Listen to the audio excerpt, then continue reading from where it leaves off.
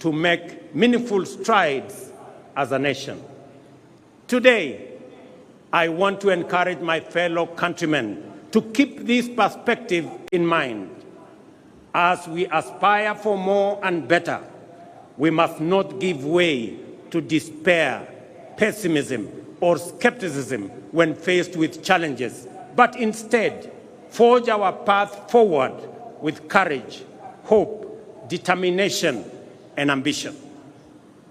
I declare my unswerving faith in the ability of our people to interrogate policies and hold the government to account.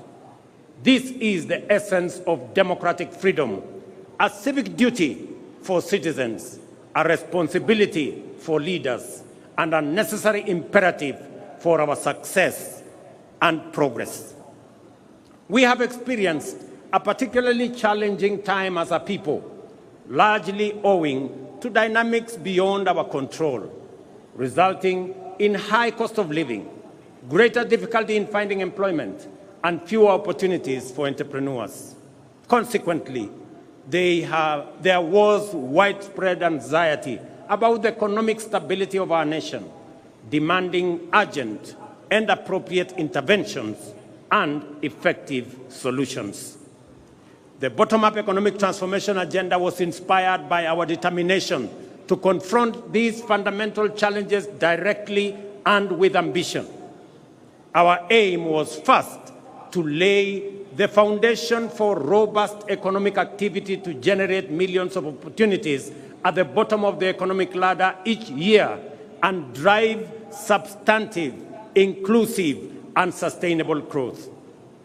Our key priorities were to reduce the cost of living, stimulate enterprise, boost productivity, create jobs, foster a conducive environment for institutional and infrastructural development, and promote investment in manufacturing, industrialization, and export competitiveness.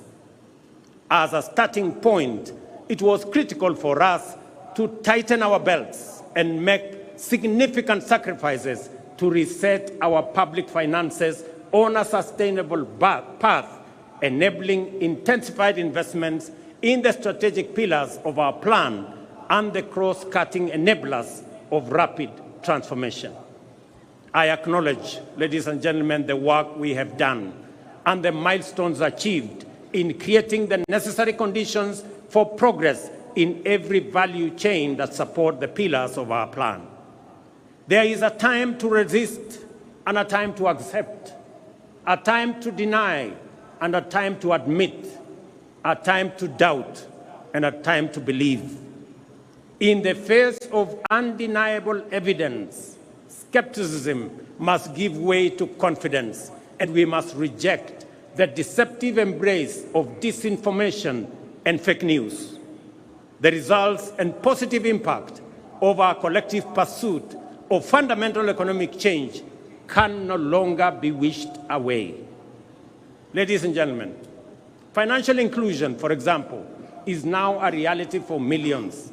The Hustler Fund is marking its second anniversary on a highly successful note, having empowered millions by lending a total of 60 billion Kenya shillings so far, liberating millions from predatory lenders and precarious financial situations, and enabling them to meet their needs, fund their hustles, and build their credit scores. Our ongoing conversation with borrowers focuses on concerns related to short-term duration, modest loan amounts, and the time required to increase borrowing limits. In response to this feedback, the fund has designed a new product, the bridge loan, to help Kenyans with good credit scores to transition from personal loans to enhanced facilities offering larger loan amounts with longer repayment periods. This will enable Kenyans pursue bigger opportunities and better investments. Ladies and gentlemen, not only have we registered successive historic gains against the shame of hunger for the last 3 seasons, we are also firmly on the path towards surplus production. This impressive rise in productivity has multiplied the incomes of farmers in maize, tea, sugar, coffee, and dairy value chains. There is no doubt that this agricultural transformation is the direct result of our strategic decisions to shift public resources from consumption subsidies to support productivity.